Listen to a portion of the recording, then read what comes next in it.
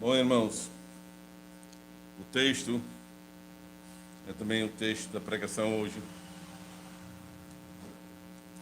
Não sei se vocês sabem, mas quinta-feira, essa semana passada, ou então, era dia da ascensão de Cristo. Em muitos lugares neste mundo, nas igrejas reformadas, então as igrejas se unem para comemorar este momento. Eu acho que é uma das festas maiores da igreja cristã. Porque isso é a glória de Cristo que está no céu. Aqui eu entendi, não teve culto à noite, então, por isso, hoje à noite, então, vou pregar sobre a ascensão de Cristo Jesus. E quando eu estava pensando sobre isso essa semana, eu já estava pensando, a ascensão de Cristo é o poder da missão. A missão da igreja cristã começou quando Cristo subiu ao céu. E sobre isso, então, por isso eu escolhi esse texto. Então, é a grande comissão de Cristo para a sua igreja, fazer discípulos. E sobre isso, então, eu vou seguir esse texto, os elementos desse texto. Então, você pode ficar com a Bíblia na mão, no texto Mateus 28, e assim você pode seguir, então, os pontos que, então, eu vou tocar. O primeiro ponto, então, é a autoridade de Cristo. Ele manda no céu e na terra. Cristo diz, ele recebeu toda a autoridade no céu e na terra. Quem tem autoridade, manda. E as pessoas obedecem. Jesus, boa noite, bem-vindo. Jesus já tinha essa autoridade. Vai para os evangelhos. Ele chamou os apóstolos, Mateus 4, e o que chama a atenção, eles deixaram imediatamente seus trabalhos e o seguiram. Ele mandou os demônios sair e eles obedeceram imediatamente, sem discutir. Ele até mandou os ventos e eles se acalmaram. Então Cristo recebeu toda a autoridade na terra e no céu. E João, o apóstolo João, viu isso na ilha de Patmos. Veja, por exemplo, Apocalipse 1, 12 até 19. É bom para ler e refrescar a nossa memória. Apocalipse 1,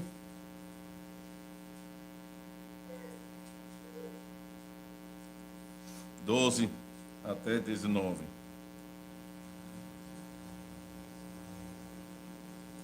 Ele escreveu: voltei-me para ver quem falava comigo. E voltado, vi 7 candeeiros de ouro. E no meio dos candeeiros, um semelhante à filha do homem, a filha de homem, com vestes talares e cingido à altura do peito, com uma cinta de ouro. A sua cabeça e cabelos eram brancos, como alva lã, como neve. Os olhos, como chama de fogo. Os pés, semelhantes ao bronze polido, como que é refinado numa fornalha. A voz, como voz de muitas águas. Tinha na mão direita 7 estrelas, e da boca saía-lhe uma afiada espada de 2 gumes. No seu rosto brilhava como o sol na sua força. Quando o vi, caí a seus pés como morto. Porém, ele pôs sobre mim a mão direita, dizendo: não temas, eu sou o primeiro e o último. E aquele que vive, estive morto, mas eis que estou vivo pelos séculos dos séculos, e tenho as chaves da morte e do inferno. Escreve, pois, as coisas que viste, e as que são, e as que hão de acontecer depois destas. Quanto ao mistério das 7 estrelas que viste na minha mão direita, e aos 7 candeeiros de ouro, as 7 estrelas são os anjos das 7 igrejas, e os 7 candeeiros são as 7 igrejas. Então João viu o Cristo glorificado, que falou com autoridade. Ele ouviu uma voz estrepitosa e caiu aos seus pés como morto. Ele reconheceu a autoridade divina, obedeceu e escreveu as cartas para as igrejas.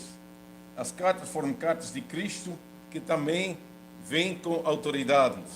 A autoridade de Jesus Cristo nós encontramos então nas Sagradas Escrituras. Como Paulo disse aos Tessalonicenses, 1 Tessalonicenses 2, 13, dizendo: tendo-vos recebido a palavra que de nós ouvistes, que é de Deus, acolhestes, não como palavra de homens, e sim como em verdade é a palavra de Deus, a qual com efeito está operando eficazmente em vós, os que credes.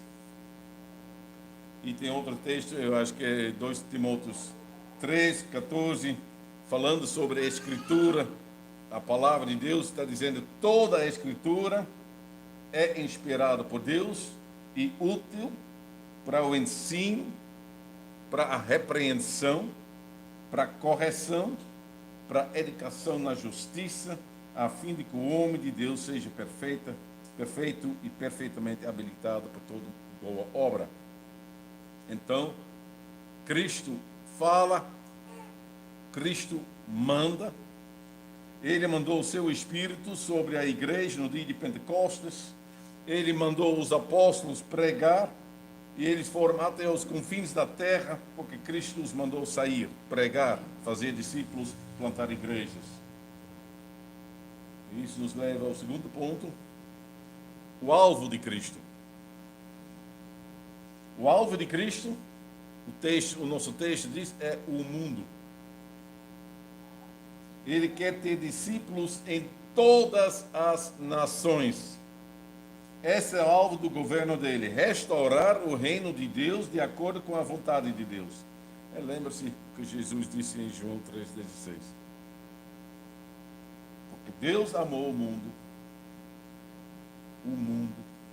de tal maneira que ele deu o seu Filho unigênito, para que todo que nele crê não pereça, mas tenha a vida eterna.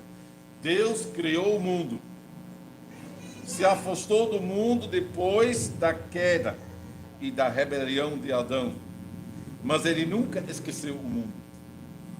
Ele prometeu um Salvador para salvar o mundo. Esse Salvador ia nascer em Israel. Ele seria um descendente de Abraão. E por causa disso, Deus disse a Abraão, Gênesis 12, em ti serão benditas todas as famílias da terra. E essa bênção se realizou por meio de Jesus. Ele é o Salvador. O mundo deve conhecer Jesus para que todo que nele crê não perece, mas tenha vida eterna. Então, como Jesus Cristo vai realizar isso? Por meio dos seus apóstolos, que foram chamados para pregar, fazer discípulos e plantar igrejas.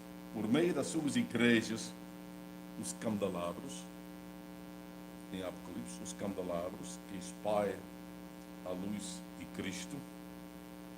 A luz de Cristo vai se espalhar. Isso me leva ao terceiro ponto: o corpo de Cristo. O alvo de Cristo é o corpo de Cristo. A igreja, aqui na terra, é o corpo de Cristo. São os braços de Cristo, os pés de Cristo, que deve servir a Cristo e cumprir a grande comissão. Em outra ocasião, eu já disse uma vez num sermão, a igreja é o exército de Cristo. Um exército do mundo serve para matar. Nós não somos chamados para matar, mas para salvar. O exército da salvação. Existe um movimento que se chama assim, o exército da salvação. Só que não é uma verdadeira igreja de Cristo, porque não tem os ofícios de Cristo, não conhece pastores, presbíteros e diáconos, nem administram os sacramentos de Cristo, nem conhece a disciplina cristã. Então é um movimento de pessoas que querem servir Cristo Jesus. E nós não podemos negar, se você conhece um pouquinho da obra deles, que eles fazem muitas boas obras neste mundo. Eles procuram as pessoas necessitadas, ajudam e dão testemunho sobre Jesus. Eles fazem o que as verdadeiras igrejas de Cristo devem fazer. Levar as pessoas para Cristo. Qualquer igreja cristã tem essa obrigação. Sair e fazer discípulos. É a obra da evangelização. Muitas igrejas acham que estão cumprindo essa tarefa quando mandam um missionário para o exterior. Eu considero isso luxo. Só igrejas ricas, grandes e ricas conseguem fazer isso. Mas até elas não devem esquecer a obra missionária no próprio contexto. Uma igreja pequena como essa não tem condições para enviar um missionário, vamos dizer, para a África. Possível. Ou para um lugar onde as pessoas não conhecem Jesus Cristo. Então, quer dizer que ela não tem condições para cumprir a grande comissão de Cristo?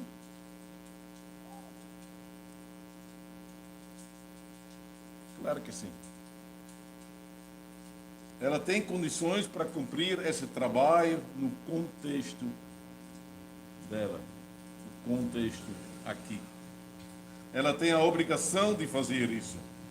Essa igreja também é um candelabro e deve espalhar a luz de Cristo, e se não, Cristo vem e moverá do seu lugar o candeeiro. Como ele fez com a igreja de Éfeso e das outras igrejas lá em Ásia Menor. Como igreja, aprendemos a cantar, e no final desse culto nós vamos cantar Brilha em Nós. A luz de Cristo brilha em nós. Mas aprendemos também como devemos fazer isso. Deixa-me fazer uma pergunta para realmente verificar isso. Somos uma igreja extrovertida ou introvertida? Extrovertida quer dizer que alguém está mais interessado nas pessoas e coisas em derredor do que com seus próprios pensamentos e sentimentos. E por isso ele é socialmente mais animado e comunicativo, enquanto introvertida quer dizer que a igreja dirige seu interesse, atenção e atividades para fortalecer seus próprios membros e caráter.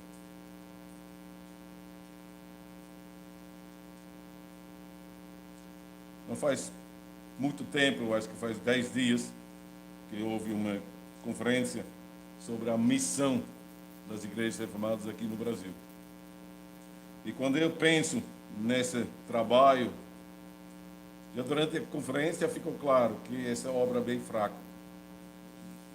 E quando eu penso nisso, eu observo que a maioria das igrejas reformadas, eu acho que eles são mais intro do que extrovertidas.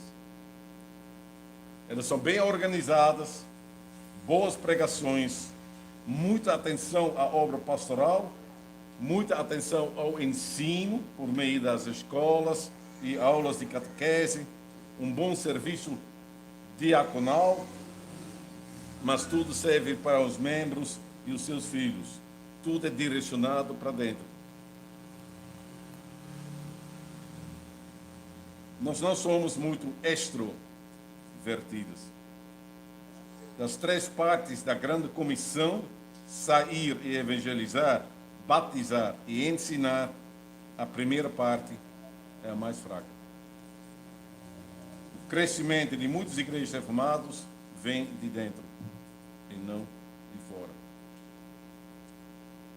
Talvez alguém vai dizer: médico, cura a ti mesmo. Pois é.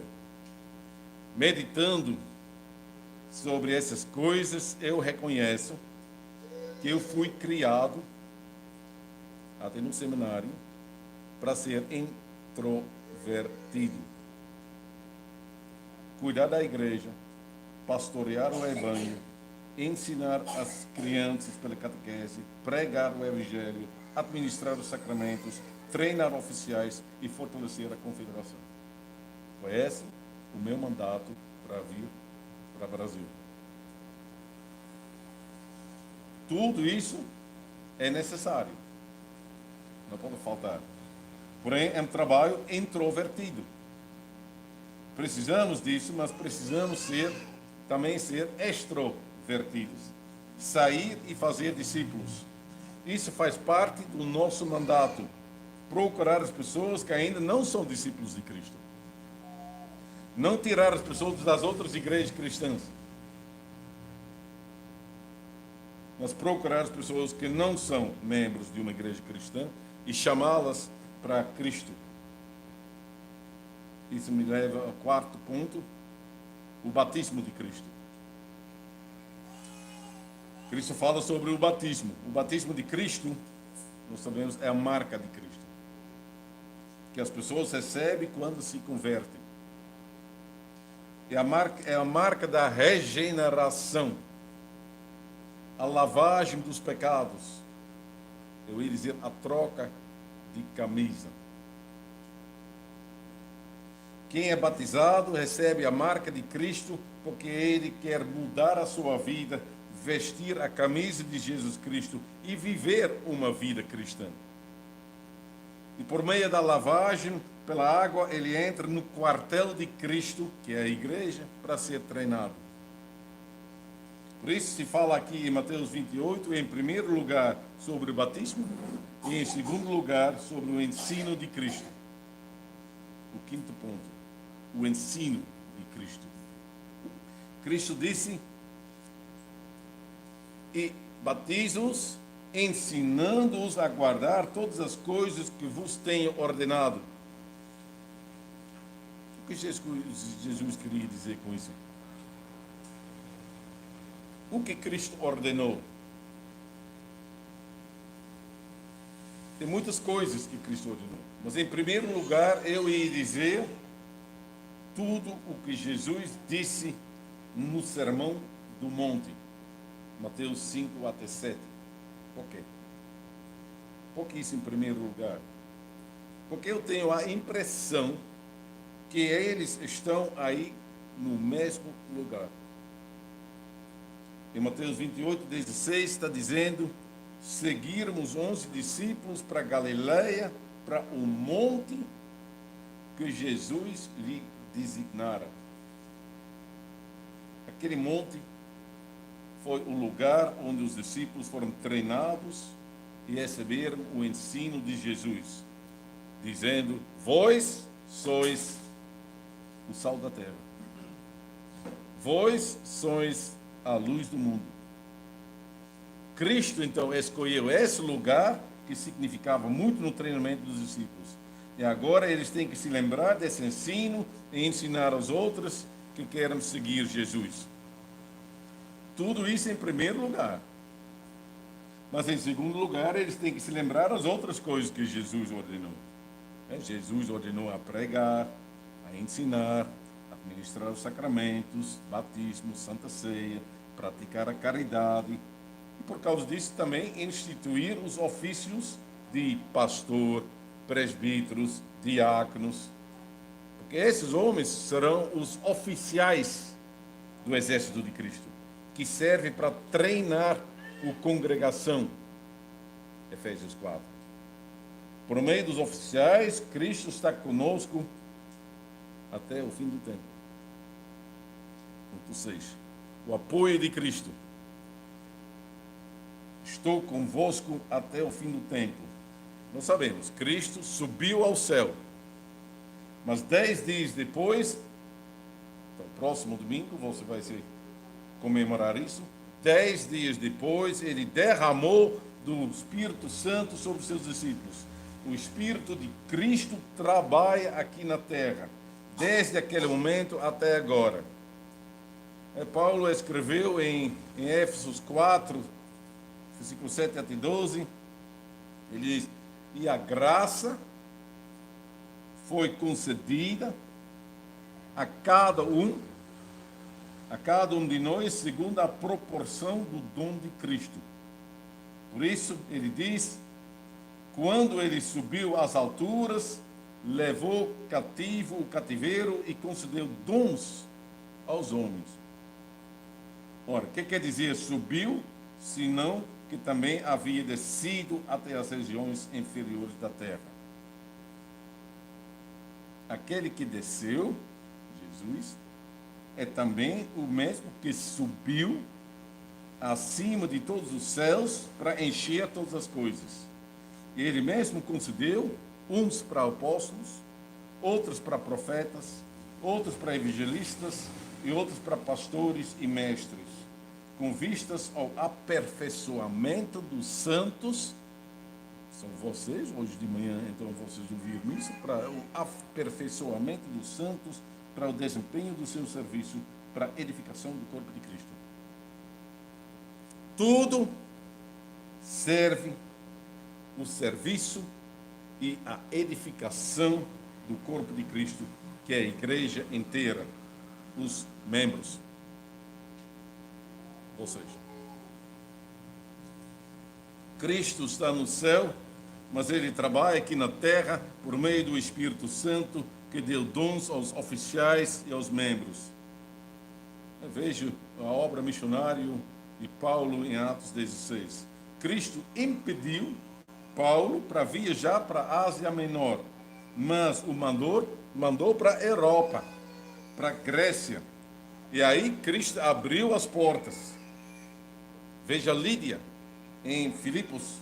Cristo abriu o coração dela e ela abriu a porta da casa dela, e assim se abriu uma porta na cidade de Filipos. E Cristo não somente fez isso lá em Filipos, ele fez isso também em outros lugares.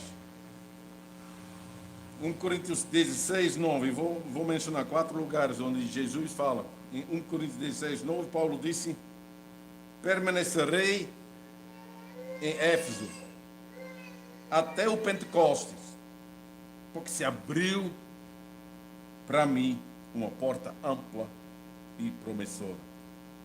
2 Coríntios 2, 12.